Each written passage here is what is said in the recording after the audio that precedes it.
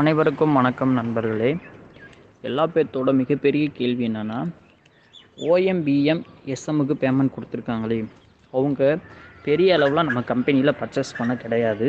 But அவங்களுக்கு கொடுத்துருக்காங்க. CM members நாங்கள் பெரிய அளவில் பர்ச்சேஸ் பண்ணியிருக்கோம், ஏன் எங்களுக்கு கொடுக்கறதுக்கு டிலே பண்ணுறாங்க, அப்போ கம்பெனியில் காசு இல்லையா? ஸோ எல்லாரோட கொஸ்டினும் இந்த மாதிரி தான் இருக்குது. ஃபஸ்ட்டு நீங்கள் சிஎம் உறுப்பினர்களுக்கு பே அவுட் போட்டுட்டு அதுக்கப்புறம் 1 by 1 பிக் அமௌண்ட்லேருந்து ஸ்மால் அமௌண்ட்டுக்கு வந்திருக்கலாம்ல அப்படின்னு சொல்லி கேட்குறீங்க. உங்களுடைய கேள்வி பார்த்தோம்னா கமிட்மெண்ட் இருக்கிறதுனால இந்த கேள்வி உங்களை கேட்க வச்சிருக்கு. நீங்கள் கேட்டது தப்பு கிடையாது. பட் இங்கே கம்பெனியில் நடக்கக்கூடிய ஒரு நிர்வாக விஷயம் உங்கள்கிட்ட நான் ஒன்று சொல்கிறேன், கேட்டுக்குங்க.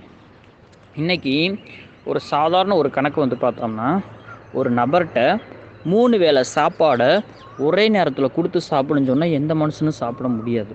ஸோ அதே மாதிரி தான் ஒரு 4 மாதமாக கம்பெனி பார்த்தோம்னா ஸ்டாப் ஆகி நின்றுருக்கு. ஸ்டாப் மீன் பே அவுட் ஸ்டாப், ஓகேங்களா? அப்போ அந்த 4 மாதம் பே அவுட் ஸ்டாப் ஆகி நின்றுருக்கு. இப்போ இந்த ஜூன் மாதம் பார்த்தோம்னா அது எண்டுக்குள்ளார நான் எம்டி சன் கிரியேட் பண்ணியிருக்கேன்னு சொல்லியிருக்காரு. ஸோ அப்படி இருக்கிற ஒரு பட்சத்தில் பார்த்தோம்னா இப்போ இவங்க நம்ம கம்பெனி சொன்னபடி கிட்டத்தட்ட பார்த்தோம்னா நீங்கள் நினச்சபடி சிஎம் பேமெண்ட்டுக்கு பார்த்தோம்னா எடுத்தோடனே அவங்க போட்டிருந்தாங்கன்னா இம்மிடியேட்டாக நம்ம கம்பெனியோட அக்கௌண்ட் ஃப்ரீஸ் பண்ணியிருப்பாங்க.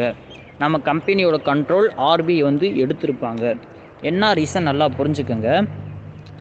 4 மாதம் கம்பெனி ஸ்டாப் ஆகிருக்கு. அப்போ பல கோடிக்கணக்கான ரூபாய்கள் பார்த்தோம்னா அந்த இடத்துல பார்த்தோம்னா பே அவுட் ப்ராசஸிங் ஸ்டாப் ஆகிருக்கு. 4 மாதம் ஸ்டாப் ஆன ஒரு கம்பெனி அடுத்து எலெக்ஷன் முடிஞ்சு அங்கிட்டு ஒரு 1 வீக்லேயே பே அவுட் கொடுக்க ஸ்டார்ட் பண்ணிட்டாங்கன்னா, நீங்கள் சொன்ன மாதிரி சிஎம் கொடுக்க ஸ்டார்ட் பண்ணாங்கன்னா 4 மாதம் பல கணக்கான கோடிக்கணக்கான ரூபாய் நீ எதுவுமே பர்ச்சேஸ் பண்ண கிடையாது, எதுவுமே பண்ண கிடையாது. இப்போ இவ்வளோ கோடிக்கணக்கான ரூபாய் எங்கேருந்து வந்துச்சுன்னு சொல்லி நம்ம கம்பெனியை பார்த்தோம்னா ஆர்பிஐ செபி டேக் ஓவர் பண்ணிக்கும். ஸோ அந்த ரீசன் இருக்கிறனாலையும் மினிமம் ஒரு நாளைக்கு பேங்க் சைடு பார்த்தோம்னா இவ்வளோதான் வித்ட்ரான்னு சொல்லிட்டு ஒரு ப்ராசஸ் இருக்குது. அப்போ அந்த வித்ட்ரா ப்ராசஸை தாண்டியும் கம்பெனி போயிடக்கூடாது. சட்ட ரீதியாக பார்த்தோன்னா சமாளிக்கணும், பேங்க் ரீதியாகவும் பார்க்கணும். ஸோ இதெல்லாம் அவங்க பார்த்து தான் பே அவுட் போட்டுட்ருக்காங்க. அப்போ இங்கே ஓஎம்பிஎம்க்கு பே அவுட் போட்டதுக்கான முதல் ரீசன் என்னான்னு சொல்லி பார்த்தோம்னா சின்ன அமௌண்ட்டு. இப்போ ஓஎம் விழுந்து பார்த்தோன்னா ஒரு வருஷத்துக்கு மிஞ்சி போனால் 1500 கூட எடுக்க முடியாது.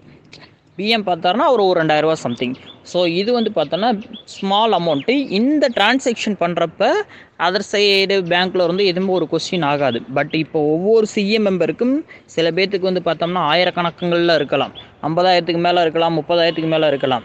இன்னும் சீலிங் அச்சீவர்ஸ்க்கு பார்த்தோம்னா லட்சங்கள் இருக்கலாம். ஸோ அந்த லட்சங்கள் பார்த்தோம்னா இமிடியேட்டாக பே அவுட் அவங்க போட்டிருந்தாங்கன்னா இதற்கான பணம் 4 மாதம் இல்லாத பணம் ஜூன் மாதம் எப்படி வந்துச்சுன்னு சொல்லி கேட்பாங்க. ஸோ இந்த கேள்விக்கான விடை பார்த்தோம்னா கவர்மெண்ட் கேட்குறப்ப அதற்கான விடை பார்த்தோம்னா கம்பெனி சைடு கொடுத்தாகணும். அப்போ அதற்கான ஒரு டாக்குமெண்ட்டு கவர்மெண்ட்லேருந்து ஒரு அப்ரூவ்டு எல்லாமே வாங்கணும். நம்ம சைடு மட்டும் நீங்கள் உங்களுடைய கேட்டது நீங்கள் தப்புன்னு நான் சொல்ல கிடையாது. உங்களுடைய கமிட்மெண்ட் உங்களுக்கு கேட்க வச்சுருக்கு. பட் அந்த கமிட்மெண்ட் எல்லா பேத்துக்கும் உண்மை தான். எனக்கும் கமிட்மெண்ட் இருக்குது, எனக்கு இல்லாமலால எல்லா பேத்துக்குமே அந்த கமிட்மெண்ட் இருக்குது. ஸோ அப்படி இருக்கிற பட்சத்துக்கு நீங்கள் என்ன பண்ணுங்கன்னா, இவ்வளோ நாள் வெயிட் பண்ணிட்டீங்க. ஜஸ்ட்டு பார்த்தோம்னா இன்னும் 4th anniversary ஸ்டார்ட் ஆக ஒரு 3 நாள் மட்டும்தான் இருக்குது. எம்டி சார் பார்த்தோம்னா கட்டாயம் பார்த்தோம்னா ஒரு கிளியர் கட்டு இன்ஃபர்மேஷன் ஒரு 3 நாளுக்குள்ளே பார்த்தோம்னா நமக்கு கொடுப்பாங்க. பொறுமையாக இருந்துட்டீங்க. இன்னும் ஒரு அதிகபட்சம் இருந்தால் ஒரு 10 நாள் 5 நாள். ஸோ இந்த ரீசன் மாதிரி தான் இருக்கும். அதனால் கொஞ்சம் பொறுமைக்காருங்க. யாரும் அவசரப்பட்டு எதுவும் எந்த விஷயத்துலையும் இறங்க வேணாம். ஒரு விஷயம் சொல்லுவாங்க வில்லேஜில், ஆக்க பொறுத்தது ஆறு பொறுத்து சாப்பிட்லான்னு சொல்லுவாங்க. அதாவது ஆக்குனாங்க அதை ஆற வச்சு சாப்பிட்ருந்தா அந்த சூடாது. அப்போ எல்லாமே கம்பெனியோட கேஸு இந்நாள் வரைக்கும் டிஸ்மிஸ், கிட்டத்தட்ட 6 கேஸு கம்பெனி மேலே இருக்குது. அந்த 6 கேஸில் பார்த்தோம்னா எல்லா கேஸுமே பார்த்தோன்னா எண்டு ஸ்டேஜில் இருக்குது. அது சில கேஸ் டிஸ்மிஸ் ஆயிடுச்சு. ஸோ இந்த கேஸை பற்றி மெம்பர்ஸ் யாருமே விசாரிக்கிறது கிடையாது. எம்டி சார் எங்கே இருக்கான்னு தெரியறது கிடையாது. அது ஒரு குறிப்பிட்ட நபர்களுக்கு மட்டும் தெரியும். ஸோ பொறுமையாக இருந்தீங்க. இன்னும் கொஞ்ச நாள் மட்டும் இருங்க. நன்றி, வணக்கம்.